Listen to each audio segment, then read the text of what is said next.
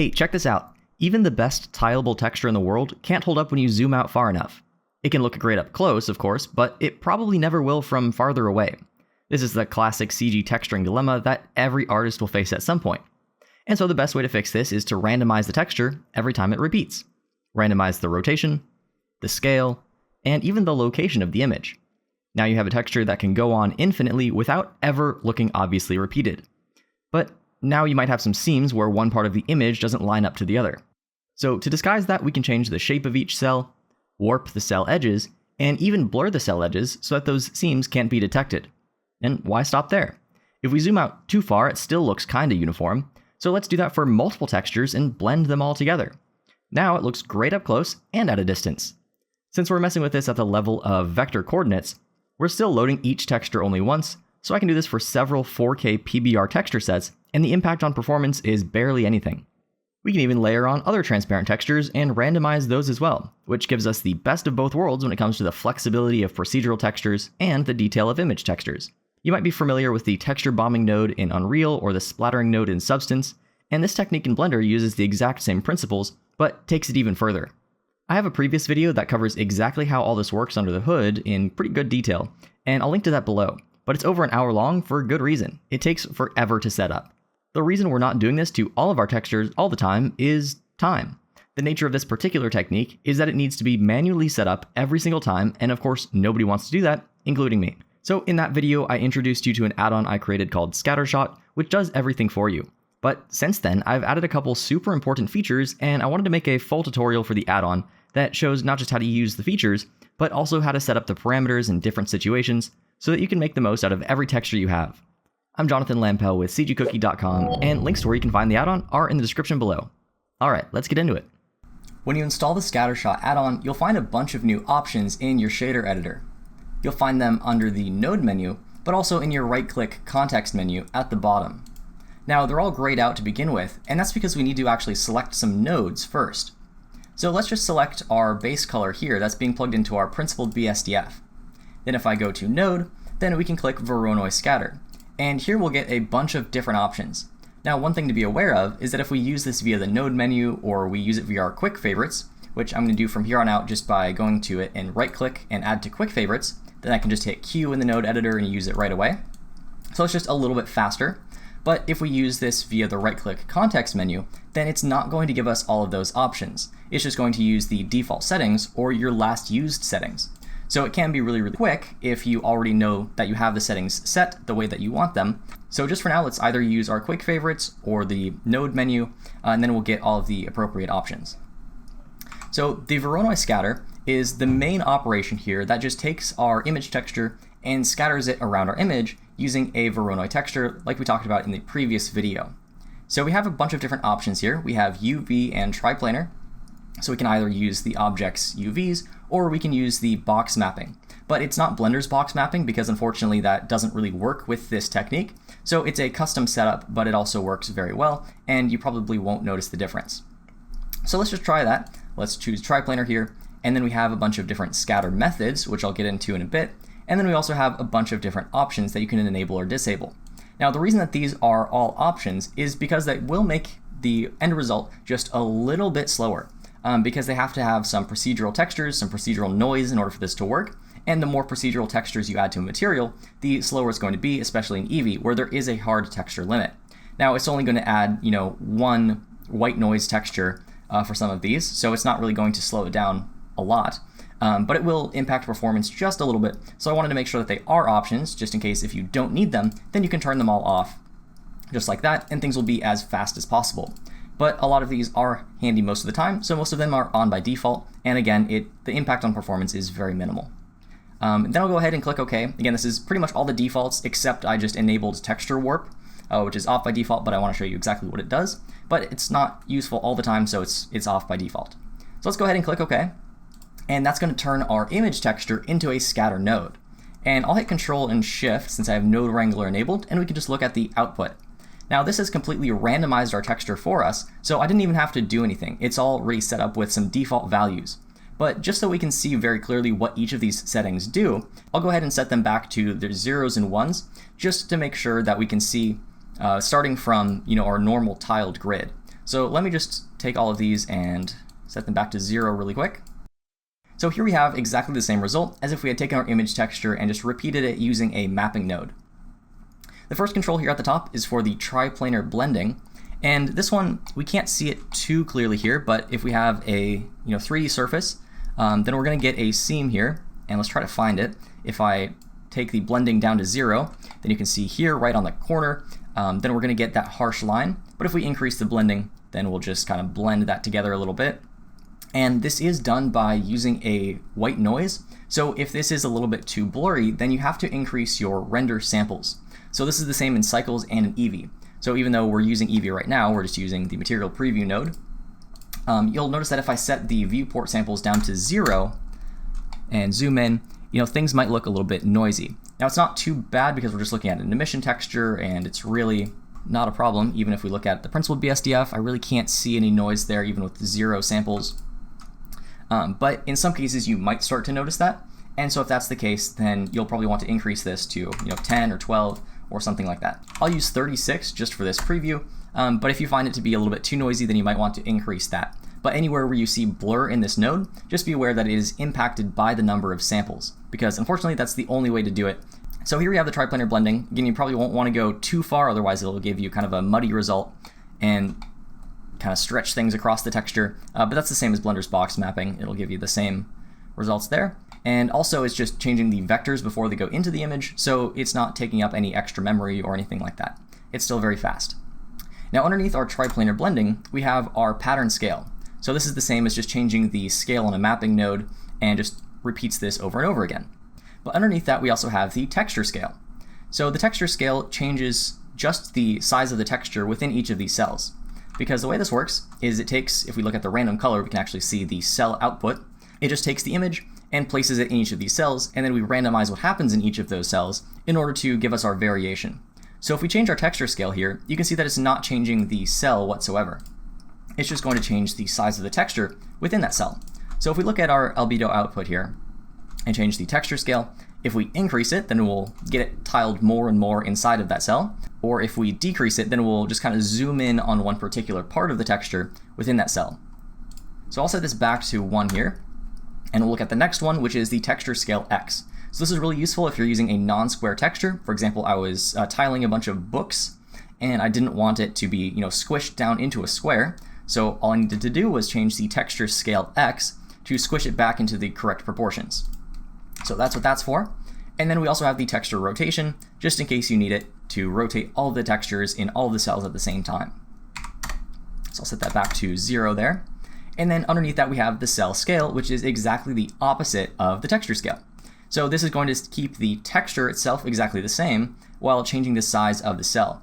And this is really useful for things like terrain, where once you have the image exactly where you want it, and you don't want to change it in relation to the size of the terrain, but you want things to spread out a little bit more. Also, it's helpful for transparent textures, which we'll look at in a little bit, to kind of spread those out from each other. That's what cell scale is really useful for. So if we increase this, then it'll again zoom in on one particular part of the texture, and if we decrease this, then it'll just repeat the texture more and more. So let's set that back to 1 here. And next we have the random cell shape, and this is where things get really interesting, especially with this default scatter method. So if we increase the random cell shape, then all of a sudden we get a much more randomized texture, and we really didn't have to do a whole lot for that. Now if we look at the random color output, we can see really clearly what this is doing. It's just going from a basic grid shape to a more Voronoi cell pattern shape. And each of those cells still controls all of our textures, and so this works really, really well. Now the one thing that's still an issue is that all of these have very straight lines, and so we might still be able to see a seam between some of these, but we'll learn how to fix that in just a second. So let's keep the random cell shape all the way at 1 and start looking at some of these other random options down below. Next is our random location. So now we can just pick a random spot on the texture to display, but I really like to use this in addition to the cell scale, especially when we're using this for terrain or things like that, because let's say, actually I'll turn the cell shape back down to 0 here. Let's say we choose a random location. So it definitely looks better. All of the spots of the texture aren't in the same spot, so it looks less obviously repeated. But since the size of the texture is exactly the same as the size of the cell, we're still getting roughly the same information in each of the different cells, just in slightly different spots. But by changing the cell scale here, or by changing the texture scale, you could go either way. But let's just go ahead and say we want to increase the cell scale here so the cells get smaller, and we're looking at less and less of the texture. Well, if we increase the cell scale to something like, let's just say 2, and increase the random location, now not only are we moving the texture around, we're also just picking a random spot within that texture to display. So all of the cells are not going to show the same colors. So if you have a texture like this where it has some lighter spots and some darker spots, it's not going to be an even distribution of light and dark. Some of them are going to randomly pick the bright spots, some of them are going to randomly pick the dark spots, and I think this is just a much better way to make something more tileable. And even if you have a texture that's not necessarily tileable, like it's maybe a rectangle and maybe there's obvious repetition and there's some harsh shadows on the ends that you really need to cut off, well, what you can do is just kind of zoom in on the texture a little bit and change the random location just slightly. Then by doing that, you will get something that will be able to repeat endlessly without being able to see those seams. So zooming in on the texture a little bit before adding your randomizations is a really helpful trick here. And if you want to see a really fun example of this same idea being used in a slightly different way, then I'll link to Curtis Holt's recent video on Scattershot down below, where he goes through his process on how he used it to paint this statue. So when I saw this, I was extremely happy, and I thought, okay, well, I've obviously got to use this technique in my artwork from now on. Even where the texture does cut off, because there's all this kind of random variation, it looks like it's intentional. Now after that, then we also have our random rotation. So again, just another layer of variation. Sometimes you want this, sometimes you don't. For example, with textures that have a bunch of straight lines, it looks a little bit weird if they're going all over the place, but a little bit of random rotation is often very helpful. And then for good measure, we also have random scale. And underneath that, we have some controls for the colors. I'll also increase the random cell shape here as we go. But, already very quickly, we have a texture that repeats endlessly, but is not obviously, too repetitious. It's not, doesn't look wrong. It looks very natural when we look at it. And this is great. But we can go even further. So we can change the hue in each of the cells if we want to. And right now it's, pretty subtle because we don't have a ton of saturation going on here. But we could also give it a random saturation. So if you crank these all the way up, it's going to look pretty ugly most of the time, but just by using a subtle amount, then this can really help just break things up a little bit more. Now the random hue, one quick note about that, is it's not just choosing a random hue and assigning it to the cell, because we could just take the output of this and use that hue, but it's not doing that. It's actually shifting the hue around. So if you have something that's, let's say, very red, then if you just use a little bit of random hue, instead of randomly picking a green way across the color wheel, it's just going to shift it over like around the color wheel. So if you start with a red, you might get a little bit of a yellow and a little bit of a purple, and it's going to be a much more natural result. So this is pretty fine-tuned to give you pretty good results out of the box, hopefully. And let's see, underneath that we have the random value as well. And this is another one where it's not just multiplying and adding values, it's actually doing a soft light operation on just the value. So it's still very quick to compute because we're not using the 3-channel mix RGB under the hood, we're using the math nodes, but this gives you a much better result for most textures. So it just changes the brightness a little bit. And let's crank this all the way up to something really extreme, just so that we can very obviously see the edges of the cells for what we're about to do next. So obviously we wouldn't want to crank this up this high, but for this example I think it'll work really well. So underneath our random color controls, we also have texture warp. And texture warp is again something we probably wouldn't want to use all the time, but it just gives a little bit of warp to our texture. So this is really, really helpful for if we have transparent textures, which we'll take a look at that in a bit. But let's say you have a bunch of apples scattered around, and you wanted to make sure that all of the apples aren't exactly the same shape. You don't want them to be, perfect circles. You want some of them to be skinnier, some of them to be fatter. Well, by using the texture warp and changing the texture warp scale, then you can make sure that all of your apples aren't exactly the same shape. But most of the time I usually turn that off, but if you just need that extra little bit of randomization, then you can include that as well. But again, it does add another procedural texture, so that's why it's off by default, and so it's not going to slow anything down if you don't use it. Underneath that we have the edge warp, which is incredibly handy. So right now we have all of our cells here, and it's all very well randomized, but the edges of the cells are still straight lines, and we don't often see straight lines in nature, so they definitely jump out at us as obviously wrong. And especially if we kind of zoom in on some of these, I'll increase the pattern scale here. Even if we don't have our random value, it's really hard to see exactly where some of these lines are, But if we, look too closely, then we're going to start to see that. So what we have is the edge warp, which can help fix that.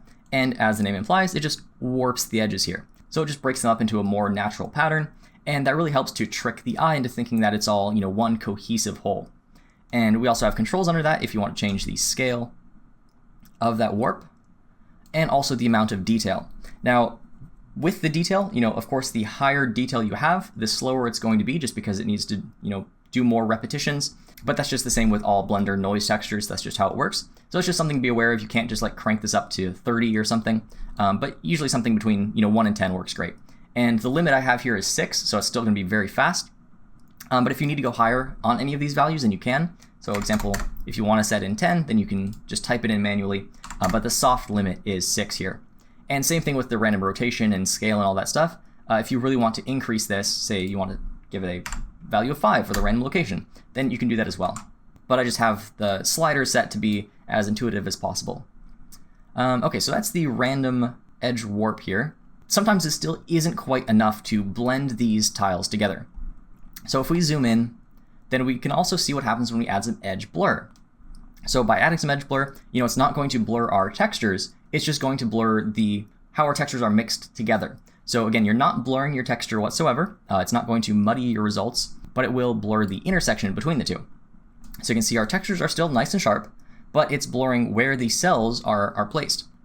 So if we turn down our random value here, we can see this really nicely blends our textures. So generally this is something that you want to do with a soft touch. You don't want to go super high, otherwise it'll start to get a little bit muddy and your textures are just sort of blended all together. But if we zoom in here really close, we can start to see where some of these edges are.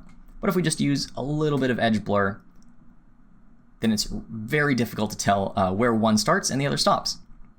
And so if we zoom back out, then we get a really nice final result. So those are all the different options here. Again, if you don't need them, then you can turn them off, and that way your node will be as fast as possible. I want to make sure that this is performant for everybody, no matter what your use case is. And that's why another reason why it's an add-on that you can customize for your own needs. Underneath that, we also have a random seed, just in case the default random values, for whatever reason, just placed something in the wrong spot or just didn't quite work as you expected. Then you can just increase this or decrease it, slide it around, and it'll give you a new random variation for every different number. But I'll set that back to 1. Most of the time, I don't really need to change it, but it can be helpful sometimes. Now, so far we've looked at this in the context of scattering one image around. But what makes this add-on so powerful is that we can do this for as many images as we want, or as many images as your computer can handle with Blender. So it's not really adding any overhead here. It's not really slowing things down as compared to a regular image. It will, of course, have a little bit of an effect just because of some of the procedural textures under the hood, but it's really not going to slow things down too much. If we want to get our texture out of here and work with it again, then we can just right-click and choose Unscatter. Or we could go to our Node menu and choose Unscatter here, which will give us some options for the settings on our image texture node. But the defaults here are Blender's defaults, so you're probably not going to need to change these. I'll just click OK, and that'll change our scatter node back into an image texture. And we can look at that here. Now, let's just say we want to use more than one texture here and really give this some variation. And so that's where these scattering methods really come into play.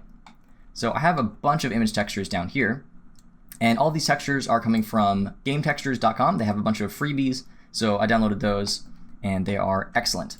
So let's take 2 more textures here. I'll Shift D and duplicate them up. Oh, not that one. Okay, so we have 3 textures here. We have this ground, we have the wasteland dirt, and we have the driveway dirty. All great textures. They're relatively similar in terms of like color and detailed, not exactly the same, but they should mix pretty well together. But now what we can do is select all of them. And also if we select the principled BSDF, then what's interesting is that Scattershot will actually connect all of the nodes for you, so you don't have to plug it into the base color or whatever. It'll just handle that for you. So if we just hit Q and go to our quick favorites and go to Voronoi scatter again, this time we'll use all of the defaults here, but I won't use texture warp. And let's just go ahead and click OK. Then what it's going to do is it's going to pick a random image per Voronoi cell. So if we turn the random cell shape down, we can see this more clearly. And if we don't have any edge warp or anything like that, you can see that for each of these squares, it's just picking a random texture. But with our random cell shape and with a little bit of edge warp, then it becomes a little bit less obvious that that's what it's doing, and it can very quickly give us some really good variation.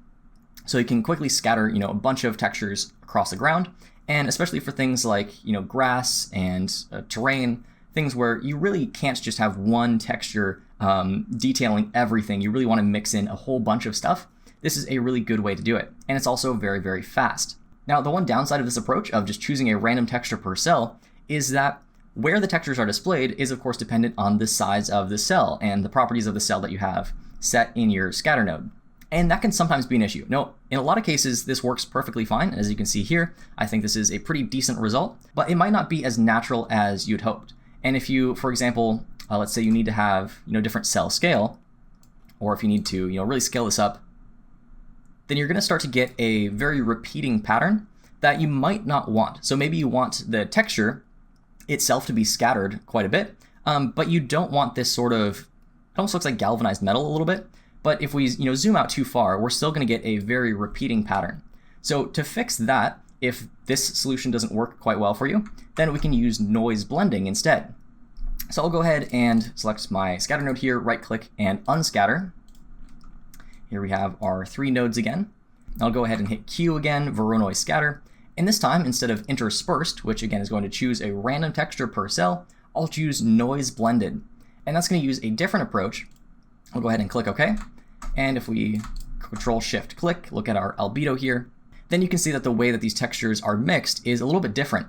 If we change the, let's go back to our cell scale. If we change our cell scale, you can see that we can change that as much as we want. We can change our texture scale independently of how these textures are blended together.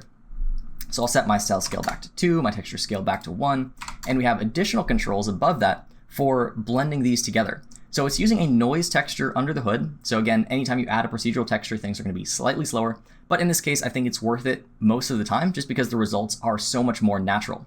And we have a lot of control here of how we want to blend these together. So we have our, of course, pattern scale. So let's say we zoom out quite a bit, but we want this to be kind of mixed on a larger scale. Then we can take our blending scale, just like this, and turn that down. So this allows us to get some really nice looking, large scale shots very easily. So we can change our blending scale, of course, but also the blending detail, the blending roughness. So if we turn this down to 0, we can see more clearly what's happening here. Even if we increase the random value, that kind of gives us a good indicator of what's happening per cell, but also what's happening per part of the noise texture. But we can increase the roughness all the way to 1 if we want to really mix everything together. Or we could also increase the blending blur. So if I zoom in really closely here and turn the blending blur down to 0, then there might be some spots where we can obviously see the seam. And I'm actually having a hard time finding a seam right now. Let's just decrease the roughness a bit. You can see how effective the roughness is just by increasing it without even blurring anything. It really starts to blend together. But if I turn this down, let's say to something like that, then we can really start to see where these come together. But just by increasing the blur here, then we can blend this all together. And in that way, we can distribute as many textures as we need to, and they will all be distributed equally. So that is the noise blending, but I thought it would be helpful to be able to use that outside of the context of just the scatter node itself. So we can actually use this with as many nodes as we want, and I'll show you how to use that. So first, I'll just unscatter and get our textures back here, but I'll first show you this on just RGB nodes. So if we hit Shift-A, go to Input and RGB, we can just have some colors here. So we'll add a blue, let's see, Shift-D, I'll add a green, Shift-D, let's add a pink, and let's do one more.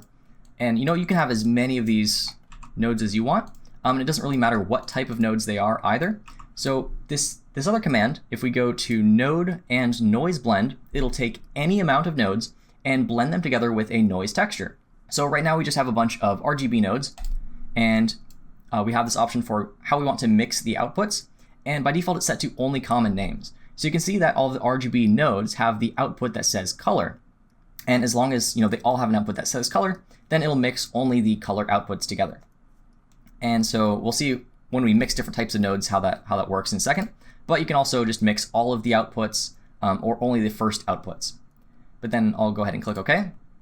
And now you can see that this has all been mixed together. And if we look at the result, then we get this really cool like paint splatter type effect. And all of these colors have been distributed equally, but based on noise. So we can change the scale of the noise here, just like that. We can change the detail, we can change the roughness, anything that we need to. And the best thing about having this as an add-on again is we can use as many nodes as we want. So we can do that with all of these colors, but also all of the textures. So we can mix different types of nodes. And as long as they all have an output that has the same name, for example, all of these texture nodes also have an output that says color, then we can select all of them, Q, and whoops, let's do a noise blend here. Only common names. There we go. And now it's mixed all of these together just based on the color outputs. Now, if for whatever reason you want to use, the alpha as well, let's say we have just one RGB node, but we want to mix the alpha of all of these, which in this case they're all white, so it doesn't really matter. But let's just say you wanted to mix multiple outputs together. What you could do, select all of them, node and noise blend, and instead of only common names, then you could do all names. So now there's a color and an alpha per channel here, and there's also a color and an alpha output. Or you could go to noise or node and noise blend and do only first. And in this case, the first is the color, so it'll just only output the colors. But you have a lot of options for how you want to do that. But for the most part, it's really helpful to just be able to right click and blend any number of images together. Next, let's look at the first scattering method that I kind of skipped over before. I'll select my 3 textures here and go to Q, Scattershot. And for the Voronoi scatter, under scatter method, let's set it to just coordinates. So we started with interspersed, but let's go up 1 to the very first. And what this is going to do is leave our image textures completely alone and just add these scatter coordinates as the vectors. So we can't mix things together afterwards, but we can just drive the effect that way. And that's for more advanced setups if you want more control. I'll also set this to Tri-Planar, and that way we can see how that works outside of the node. So I'll go ahead and click OK. And now we have all of our similar controls here for how we want to scatter this, but just plugged into the vector of our textures here. So again, the upside of this is that we have a lot more flexibility. We can use this for anything, including procedural textures if we wanted to. But the downside is that we can't mix them together afterwards in the same way that we can do with all of the other methods. But just to show that this works just as well for procedural textures, I'll go ahead and hit Shift-A, add a texture, and let's use a just brick texture. There we go. And if we plug the vector into the vector here, then you can see that this brick texture is going to be repeated in each of these cells. Now, another thing about the brick texture is that it's a 2-dimensional texture. And that means that if we have it on a 3D surface, then it's not going to show up correctly. So that's where the tri-planar mapping really comes in handy. And I thought it could be useful outside of scattering, so I've added it as its own separate function. So if we just take our brick texture or anything with a vector input, we can go to Node and Tri-Planar Mapping, or just right-click and go to Tri-Planar Mapping. And that's going to add that for us right here, just like that. And then we have a couple extra controls on this custom node just in case we need it. Of course, we have the blending like before, but we also have the rotation, location, and scale. So hopefully you find that useful for your procedural textures as well. But I'll go ahead and delete these, and let's take a look at the next scattering method. So again, I'll select some images, go to our node menu, Voronoi scatter, but next we have interspersed alpha. So this works exactly the same way as regular interspersed, but it's meant for textures with some alpha values. So I'll show you what that looks like with our textures as we have them here, but then I'll also bring in some ones that actually have some alpha values. So again, it's going to pick a random one per cell. I'll go ahead and click OK here. But it's going to scatter them around as if you want to distribute it across your model. And it gives us a couple new controls here. So we also have controls at the very bottom for alpha clip and for density. And then we also have a background. So if you want to pass through a texture, you can plug in anything into this input here, and it'll just layer it directly on top. So that's very, very helpful. Now I'll go ahead and I'll delete this node and bring in some textures that actually have some alpha values. I'll bring in a flower here. These are from, I think, textures.com that I downloaded like forever ago. And I think this one will be a good example. And I'll open this up in the photo viewer just so you can see how bad the alpha channel is on this. It's pretty corrupted. You can see here it's way too light in some of these areas, and in general would be kind of a pain to set up, but with the alpha clip, that'll fix that right away. So let's just take all of these textures here, and I'll also select our principled node so it plugs it in automatically. Then I can hit Q, Voronoi scatter, interspersed alpha, and click OK. All right, so here we have our node here, and you can see that it's distributed these all randomly. And again, this is such a pain to do if you want to do this manually. It takes so long, but with this setup, it's very, very easy. So the first and most obvious thing is we definitely want to change our alpha clip here because we're getting some bad results here. So if you ever have a texture that has some white along the seams or just something doesn't quite look right along the edges of the alpha, then just go down here and increase the alpha clip just a little bit until that goes away. So it's a very easy fix. Then we also have a density control, which we looked at before, which is helpful here. And then, of course, the random seed. And we change the background, just like we looked at previously. But the things that are really helpful for the alpha ones specifically is like the cell scale and the random cell shape and things like that. So when I'm working with textures like this, where I don't really need them to overlap at all, then what I'll often do is I'll increase the random cell shape so that they're in a random seeming position. And then I'll change the texture scale. I'll increase that to 2. Because if we have this set to 1 and we change the random cell shape, eventually they're going to run into the end of their cell. And you can kind of see that here. Now, since we have a little bit of edge blur and some edge warp, it's a little bit less obvious. It kind of fades into the background and looks pretty decent, but still it's kind of running into the edge of where it can go. So that's why I usually increase the texture scale, just so that they're not going to hit that edge and they're going to be a little bit more spaced apart. But you can also do that same thing if you have the texture, exactly the right size and you don't want to mess with that, then you can also change the cell scale. So by increasing that, you can make everything a lot more dense, and by decreasing it, you can spread everything out. But of course, the downside here is that as you notice, things, once they get a little bit more cramped, they can't really overlap. They just kind of run straight into each other. And that's where the other scattering methods really come into play. So let's go ahead and I'll right click and unscatter this. Let's get our image textures back and let's scatter it again, but using a different scatter method. This time, let's use layered alpha. So what this is going to do is layer one on top of the other. And you can see that if we just hit tab on this new scatter node here, I'll hit tab to go into it. And you can see we have our regular scatter nodes, but they're just all chained together.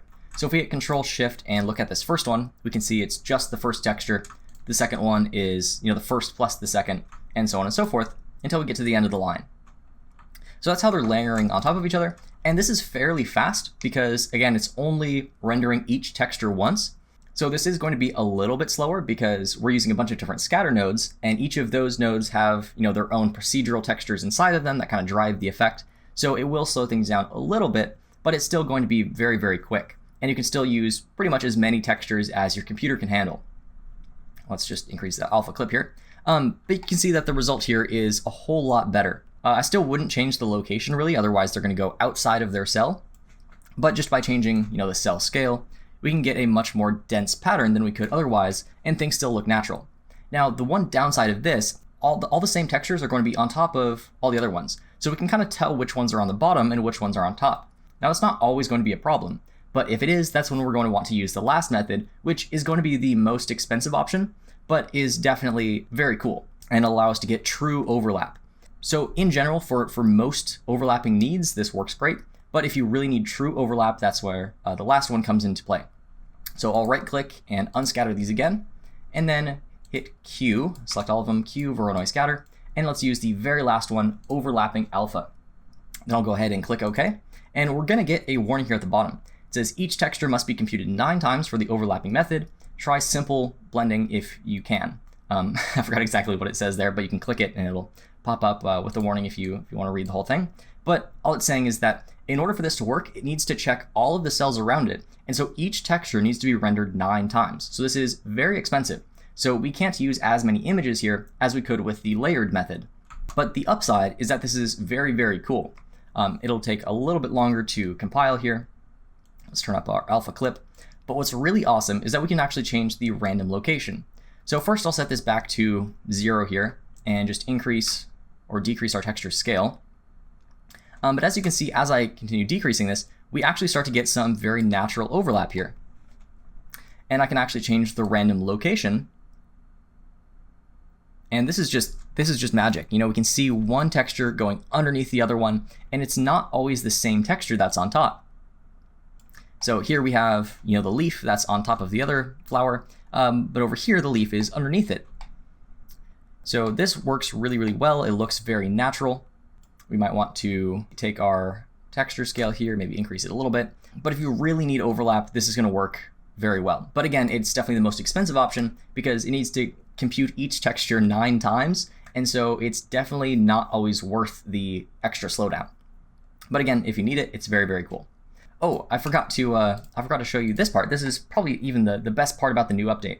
Here I have a bunch of different textures, but they're PBR texture sets. So we have our base color, we have our roughness, we have our height, but we have that for 3 different materials. And again, this is from gametextures.com. They're free textures and they are awesome. But if we do this with a PBR texture set, then Scattershot can automatically detect what type of texture they are just based on the name, as long as it's named something relatively normal. In this case, we have, underscore base color.png underscore roughness, but any variation of that that's commonly used, it should detect.